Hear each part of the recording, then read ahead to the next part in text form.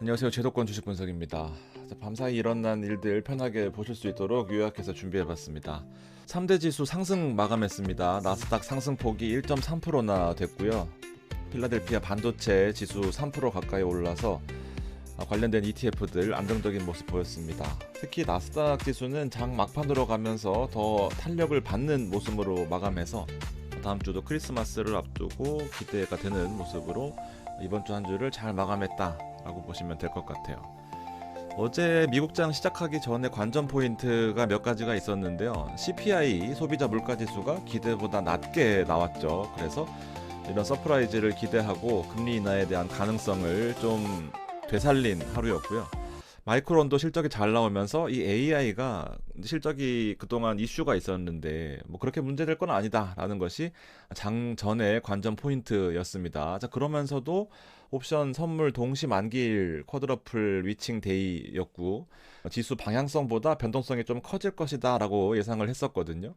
근데 좋은 얘기들이 많이 나왔습니다. 뭐 아시다시피 아시아 시장에서는 일본 중앙은행 BOJ가 금리를 0.5에서 0.75까지 인상했던 그런 포인트가 있었는데 워낙 뭐 다 예견됐던 상황이어서 시장의 충격은 좀 덜한 모습이었어요. 자, 밤사이 미국 증시 방금 말씀드렸던 장전 포인트를 바탕으로 보시면 좀 이해가 빠를 텐데요. 선물 옵션 동시 만기일임에도 불구하고 상승하는 모습으로 뭐 큰 이슈는 없었다. 그다음 두 번째 키워드가 결국 AI거든요. 산업에 돈이 되느냐, 이제 심리적으로 좀 우리가 우려했던 부분들, 뭐 전 세계인들 다 느낄 텐데요. 솔직히 뉴스보다 수급이 더 세게 들어온 날이었습니다. 전반적으로 이제 AI 쪽에 밸류체인들 마이크론 때문에 그런지 AI가 결국 매출로 찍히잖아. 돈 벌잖아. 라는 거였습니다. 그런데 반도체 쪽만 오른 건 아니었고요. AI 관련된 데이터 센터, 네오 클라우드, 그다음에 뭐 챗GPT 관련돼서 종목들 몇 개 뒤에 말씀드리겠지만 전반적으로 기대감이 아니라 돈이 붙는다라는 생각. 이런 것들이 또 단기간에 꺾이지는 않을 것 같거든요. 일단 한동안은 뭐 돈이 되느냐 이런 얘기는 좀 뒤로 넘어갈 것 같습니다. 세 번째 거시적인 지표는 이제 미시간대 소비 심리 지수 나왔거든요.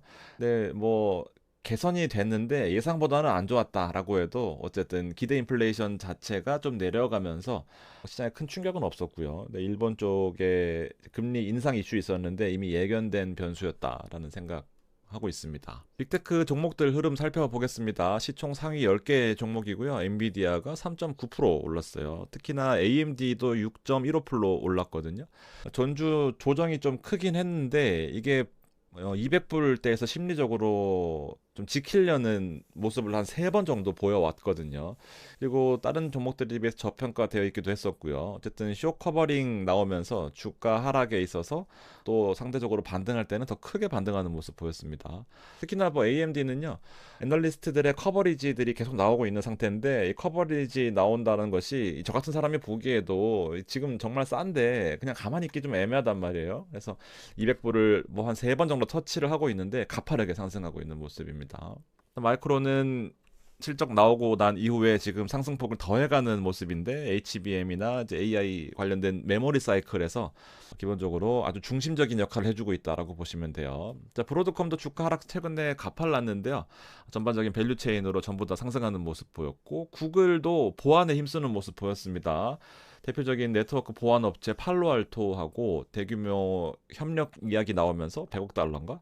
근데 호재성 재료들이 전반적으로 뭐 시장의 상승 요인으로 관련된 ETF는 계속해서 반도체 쪽에서 속스 그리고 SMH 뭐 좀 광범위하게 보시는 분들은 QQQ도 괜찮을 것 같고요. 뭐 코덱스 미국 반도체는 사상 최고치 그리고 타이거 미국 필라델피아 반도체 나스닥도 좋은 흐름을 계속해서 보여주고 있다라는 거죠. 자, 두 번째 섹터는 AI와 데이터 센터 관련된 종목들이 많이 움직였어요. 대표적으로 코어위브가 22% 움직였거든요. AI의 가속기나 스토리지, 그 다음에 네트워크 코어위브의 약점도 있거든요. 보면 대형사와 경쟁하면서 또 이 엔비디아의 GPU를 대규모로 보유하면서 또 협력을 하고 있단 말이에요. 경쟁 관계이면서 협력이라서 사실 장기적으로 얼마나 성장할까라는 생각이 항상 있었는데 어제 22% 올랐습니다. 슈퍼 마이크로 컴퓨터도 최근에 주가 하락 좀 가팔랐거든요. 근데 주가 빠진 종목들에서 사는 것이 여러모로 좀 도움이 되는 것 같습니다.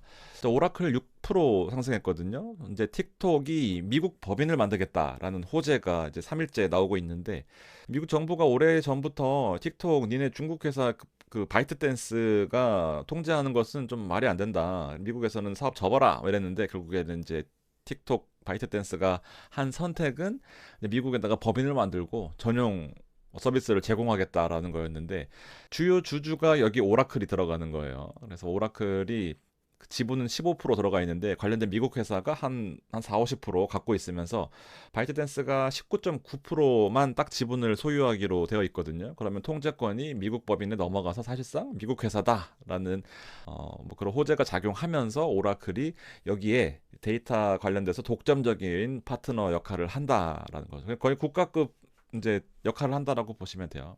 재밌죠. 그래서 오라클이 요런 것들은 이제 앞으로 이슈가 나올 때마다 상승할 것으로 보여지는데요. 관련돼서 주가도 많이 하락했기 때문에 메리트 있을 것 같습니다. 뭐 장기적으로 봤을 때는 뭐 계속해서 뭐 하루 이틀 설치하고 끝날 건 아니니까 앞으로 지속적으로 매출이 반복된다 예상해 볼 수 있고, 팔란티어도 지금 4% 상승했는데, AI를 산다 그러면은 뭐 반도체만 살 건 아니니까 관련돼서 뭐 소프트웨어 쪽, 보안 쪽, 데이터 센터 쪽 골고루 본다라고 하면 대장주 역할 4% 상승했습니다.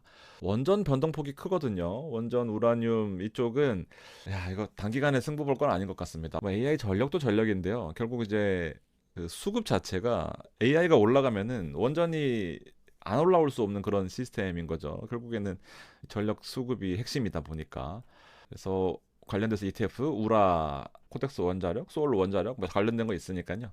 장기적으로 10% 이내에서 담아가시는 것도 괜찮을 것 같고, 그다음에 위성 쪽 관련돼서도 로켓랩, 어제 인투이티브 머신스 설명드렸었는데 주가가 엄청 많이 올랐습니다. 뭐 30%씩 올랐어요. 스페이스X 그 상장 앞두고 모건 스탠리가 주관한다라고 하거든요. 그래서 수급 매수세 계속해서 유입되고 있는 모습인데, 이런 것들은 이제 짧게 잘 치고 빠지셔야 된다라고 생각합니다.